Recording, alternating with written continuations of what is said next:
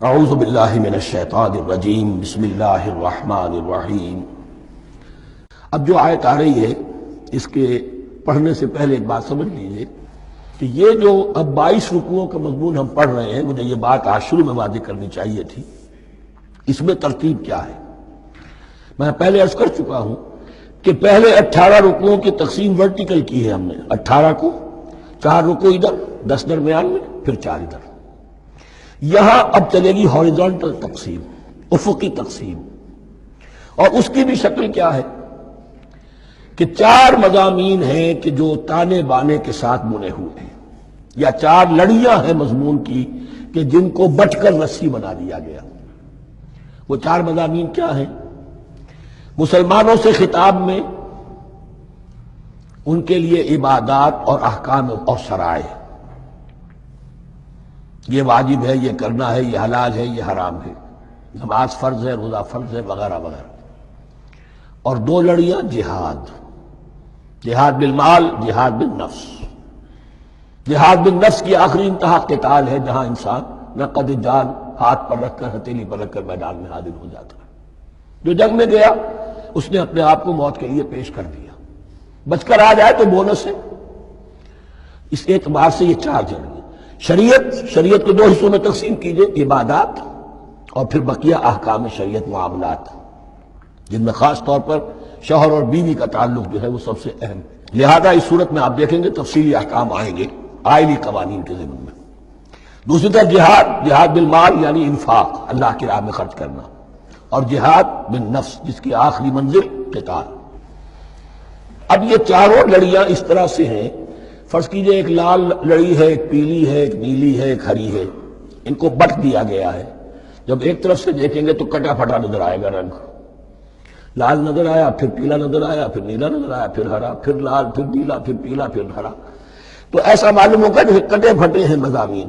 لڑیاں کھول دیجئے، معلوم ہوگا ایک لڑی وہ بھی بڑی مسلسل ہے، جہاد بالمال کی، ایک لڑی ہے جہاد بالنفس یعنی قتال کی، ایک لڑی ہے جو عبادات کی، ایک لڑی ہے معاملات کی اور شریعت کے احکام کی۔ یہ 4 لڑیاں، اور یہ تانے بانے کی طرح بنی ہوئی ہیں، لیکن اسی بنتی میں بہت بڑے حسین پھول موجود ہیں۔ طویل آیات اور طویل آیات، عظیم ترین آیات قرآن مجید کی، ان میں سے اب ایک آیت یہاں آ رہی ہے۔ اس کو میں نے عنوان دیا ہے آیت الآیات۔ ان فی خلق السماوات والارض واختلاف اللیل والنہار والفلک التی تجری فی البحر بما ينفع الناس وما انزل اللہ من السماء من ماء فاحیا به الارض بعد موتها وبث فیہا من کل دابۃ وتصریف الریاح والسحاب المسخر بین السماء والارض لآیات لقوم یعقلون۔ اتنے فینومینا آف نیچر کسی ایک آیت میں جمع نہیں ہے قرآن۔ اللہ تعالیٰ تمام فینومینا آف نیچر کو اپنی آیتیں قرار دیتا ہے۔ آسمان اور زمین کی تخلیق، رات اور دن کا الٹ پھیر مختلف جگہوں پر، اور یہ جو ستارے ہیں اور یہ جو بھی نباتات ہیں زمین کی، ان میں سے آیتیں ہی آیتیں۔ لیکن ان آیت الآیات کو جس طرح یہاں ایک آیت میں سمویا ہے، یہ حکمت کا ایک بہت بڑا پھول ہے، بہت بڑا پھول جو ان 4 لڑیوں کی بنتی کے اندر آ گیا ہے۔ یقیناً آسمان اور زمین کی تخلیق میں اور رات اور دن کے الٹ پھیر میں، اور اس جہاز میں یا کشتی میں جو چلتی ہیں سمندر میں یا دریاؤں میں، وہ سامان لے کر جو لوگوں کو نفع دیتا ہے، بما ينفع الناس وما انزل اللہ من السماء من ماء، اور اس پانی میں کہ جو اللہ نے اتارا ہے آسمان سے، فاحیا به الارض بعد موتها، اور پھر اس سے وہ زندہ کر دیتا ہے زمین کو اس کے مردہ ہو جانے کے بعد۔ بے آب و گیا زمین پڑی تھی، بارش ہوئی ہے، اسی میں سے روئندگی آ گئی ہے۔ وَبَثَّ فِيهَا مِن كُلِّ دَابَّةٍ، اور یہ تمام حیوانات اور چرند اور پرند جو اس کے اندر پھیلا دیے گئے ہیں۔ وَتَصْرِيفِ الرِّيَاحِ، اور یہ ہواؤں کا چلنا جو ہے، کبھی پروا چل رہی ہے، کبھی پچھمی چل رہی ہے، کبھی مشرق سے آ رہی ہے، کبھی مغرب سے آ رہی ہے، تصریف الریاح ہے۔ وَالسَّحَابِ الْمُسَخَّرِ بَيْنَ السَّمَاءِ وَالْأَرْضِ، اور ان بادلوں میں کہ جو معلق کر دیے گئے آسمان اور زمین کے درمیان۔ لآیات لقوم یعقلون، ان سب میں آیات ہیں، نشانیاں ہیں ان لوگوں کے لیے جو عقل سے کام لیں۔ ان کو دیکھو اور ان کے خالق کو، مدبر کو پہچانو۔ آیات ہیں، اور ان کے آیات کے پہچاننے کا جو عملی نتیجہ نکلنا چاہیے، اور جس کو عام طور پر لوگ نہیں پہنچ پاتے جس تک، اب اگلی آیت میں اس کا تذکرہ ہے۔ نتیجہ تو نکلنا یہ چاہیے کہ پھر محبوب اللہ ہی ہو، شکر اسی کا ہو، اطاعت اسی کی ہو، عبادت اسی کی ہو۔ جب سورج میں کچھ نہیں، یہ تو اللہ نے اس کو بنایا ہے، یہ حرارت جو ہے اللہ نے دی ہے، چاند میں کچھ نہیں، ہوائیں چلانے والا کوئی وہی تو ہے۔ تو اب کسی شے کے لیے کوئی شکر نہیں، کسی شے کے لیے کوئی عبادت نہیں، کوئی ڈنڈوت نہیں، کوئی سجدہ نہیں، بلکہ صرف اللہ کے لیے، اور وہی مطلوب و مقصود بن جائے، وہی محبوب ہو۔ لا محبوب الا اللہ، لا مقصود الا اللہ، لا مطلوب الا اللہ۔ جن لوگوں کی یہاں تک رسائی نہیں ہو جاتی، وہ لوگ کسی اور شے کو اپنا محبوب و مطلوب بنا کر اس کی پرستی شروع کر دیتے ہیں۔ خدا تک نہیں پہنچے، اپنے لفظی کو معبود بنا لیا، جو یہ کہے کر رہے، معبود تو ہو گیا۔ ارأیت من اتخذ الہہ ہواہ، اپنے قوم کو معبود بنا لیا، قوم کی برتری کے لیے، قوم کی سربلندی کے لیے جانے بھی دے رہے، وطن کو معبود بنا لیا۔ اس حقیقت کو علامہ اقبال نے سمجھا ہے، اس دور کا سب سے بڑا بت وطن ہے۔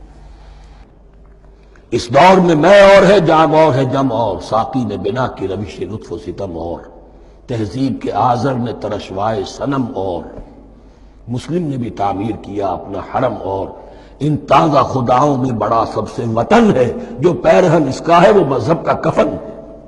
نیشنلزم، ٹیریٹوریل، وطنی قومیت، وطن کی جے، یہ معبود بنائے بیٹھے۔ تو اب یہاں سنیے، وَمِنَ النَّاسِ، اور لوگوں میں سے کچھ ایسے بھی ہیں، مَن يَتَّخِذُ مِن دُونِ اللَّهِ أَندَادًا، جو اللہ کو چھوڑ کر کچھ اور چیزوں کو اس کا مد مقابل بنا دیتے ہیں۔ وطن کو بنا لیا، قوم کو بنا لیا، ہیومنزم، انسانیت، نوع انسانی، ہم اس کے خدمتگار ہیں، ہم اس کی بہتری کے لیے کام کر رہے ہیں، یہ بھی ایک معبود بن گیا۔ اور سب سے گھٹیا انسان وہ ہے کہ اپنے ہی حسن کا دیوانہ بنا پھرتا ہوں، اپنا ہی نفس ہے، اسی کے گر چکر لگا رہا ہے، وہی حریم ہے اس کا، وہی حرم ہے اس کا، اور وہ طواف کر رہا ہے اپنے نفس کا، تو وہ بھی تو اس کا ایک معبود ہے۔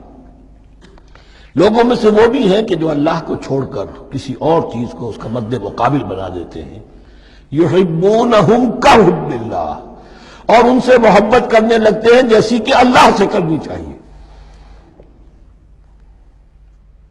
یہ فلسفہ ہے اصل میں، ہندی میں اسے آدرش کہتے ہیں، عربی میں نصب العین، انگلش میں آئیڈیل۔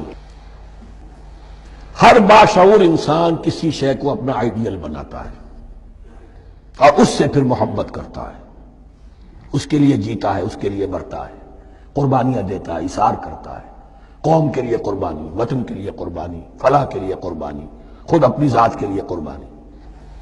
یحبونہ کحب اللہ، یہ سارے کام تو اللہ کے لیے کرنے کے تھے، جیو اللہ کے لیے، مرو اللہ کے لیے، محبت اس سے کرو۔ ان صلاتی و نسکی و محیای و مماتی للہ رب العالمین۔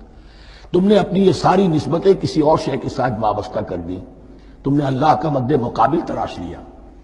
می تراشت فکر ما ہر دم خدا بندے دیگر، رست از یک بند تا افتاد در بندے دیگر۔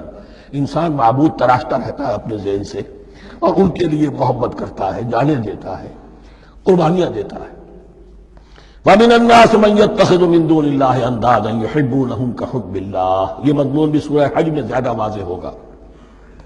وَالَّذِينَ آمَنُوا أَشَدُّ حُبًّا لِلَّهِ، پھر یہ لٹمس ٹیسٹ کا لفظ میری زبان پر آ رہا ہے، اور جو لوگ واقعتاً صاحب ایمان ہوتے ہیں ان کی شدید ترین محبت ہوتی ہے اللہ کے ساتھ۔ اگر یہ نہیں ہے، اگر یہ نہیں تو بابا پھر سب کہانیاں ہیں۔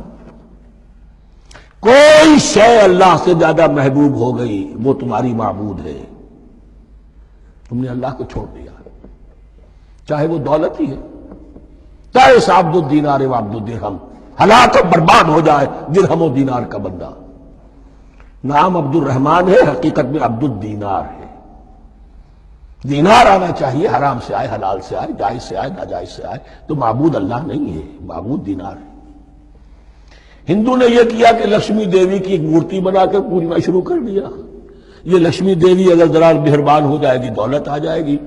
ہم نے کہا ہٹاؤ درمیان کے لنک کو، سیدھے ہی دولت کو کیوں نہ پوجو، پیٹرو ڈالر کو پوجو، ڈالر کو پوجو، ترک وطن کرو، ماں باپ کو چھوڑو یہاں سے سکتا ہوا تو مر رہے ہیں اور کوئی ان کا بیٹا ان کی بیٹی ان کے پاس نہیں، کس لیے؟ ڈالر۔ کون معبود ہوا؟